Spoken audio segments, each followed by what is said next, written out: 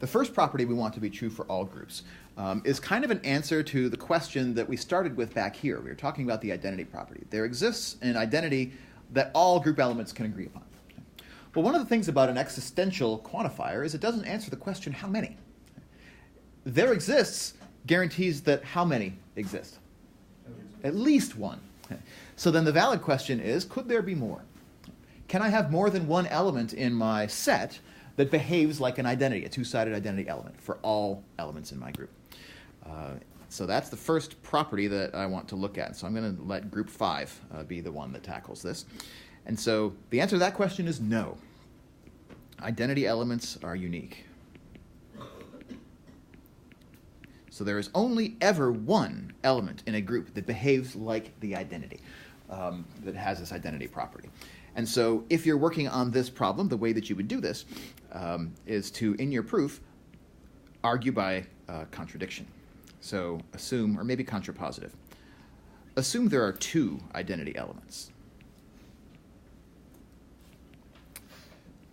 Let me say, yeah, two identities. And let's call them little e and capital E. And then what I want you to do is prove that those two are the same, in fact. Prove that E is equal to capital E. So that's the task for group 5, working on showing that there is never more than one identity element. But because of the identity property, there is always at least one. Therefore, there is always exactly one. Right? There's always exactly one element in a group that behaves with the identity property. So that's the first one. And it's only if we establish one, so now all the rest of these, we're going to assume that one is true. It's only after we establish that uniqueness that we also get two more properties. And these are the cancellation properties. There's a right version and a left version. Right cancellation, left cancellation. And here's how these read. I like their names because they're evocative names. Right cancellation just says that if g times x is equal to h times x, then what do we want to be true? For a property called right cancellation. G must equal h, yeah. This is the property that would let us cancel the x's from the right sides of both of those expressions. And so this might seem like a self-evident thing. And again, that's probably the hardest part about abstract algebra, is understanding why something's not self-evident.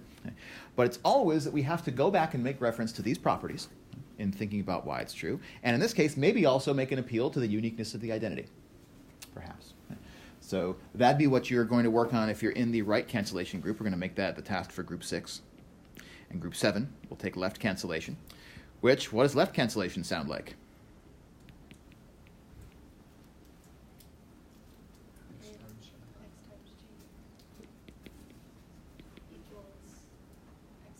Yeah. Then g equals h. Right. If I can cancel on the left, that means that the x's on the left sides of both of these expressions can be removed and find that g is equal to h. Right? So right cancellation and left cancellation, these are really why we want the inverses property of a group to hold, so that we can cancel in an equation to be able to solve an equation. After all, that's a large part of what we want to do in algebra, any kind of algebra. All right, now assuming both 1 and 2 and 3 are true, assuming 1 through 3, we have the next property. Coming back to our list, we've satisfied ourselves, hopefully, after we've proven the uniqueness of the identity, that there's only one identity element. But the inverse property also has this existential claim. If you hand me an element of my group, I can hand you an inverse for that element. How many inverses can I hand you? That's what the next property is going to tell me. The existential claim here is that there exists at least one inverse for every group element. But we'll put a finer point on that by saying that there is only one. There's one and only one. Uniqueness of inverses.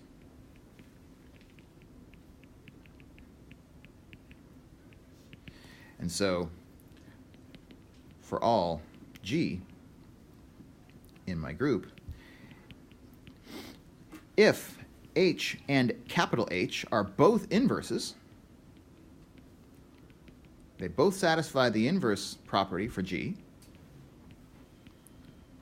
then what do I want to conclude if I'm trying to make this uniqueness claim? If H and big H are both inverses, what has to be true? They're equal. That's how we establish. That's almost always how we establish uniqueness. In any mathematical proof where I'm trying to prove that there's one and only one thing, we assume that there's more than one, and then we show that those must be equal to one another. So this will give us uniqueness of inverses. This one is the one that I want to assign to two groups. So let's have both groups 9 and 10 combined together and work on that proof. And then the last one is probably my favorite name of any theorem that we have in abstract algebra. It's called the shoes and socks theorem. And this is a theorem that you probably saw in linear algebra at some point when you were working on matrix multiplication, because what this tells me is how to take the inverse of a product for all G and H in my group. How do I find the inverse? Now that I know that, so I guess I should mention that we need to assume 1 through 4 now. So if you're working on this one, you can use all 4 of these initial results. I know now that the inverse of G times H is unique, and so I can write GH parentheses inverse, and that means one and only one element. Right? But how do I compute it? How is it related to the inverses of G and H themselves? The inverse of a product is the inverse of the two parts. The inverse of the two parts, so it's related to G inverse and H inverse. Like this? Reach back far enough into your linear algebra, Alex. Yeah, we got to put the H inverse first. So why is this called shoes and socks? What's the metaphor here? When you put on your footwear, you put on your socks first, then you put on your shoes. When you're taking off your footwear, the shoes have to come off before the socks come off, right? And so when we're reversing a composition of two things, we have to reverse the last thing that we did first, right?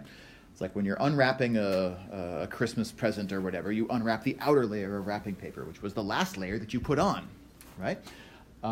So this is the shoes and socks principle, which you probably saw in linear algebra when G and H were matrices, right? The inverse of a product of two square matrices is the product of the inverses, but in the opposite order. So these are the 5 properties that we want to show are true for all groups. And you have your group assignments for who's going to work on which. I guess I didn't write that group 8 will be working on shoes and socks.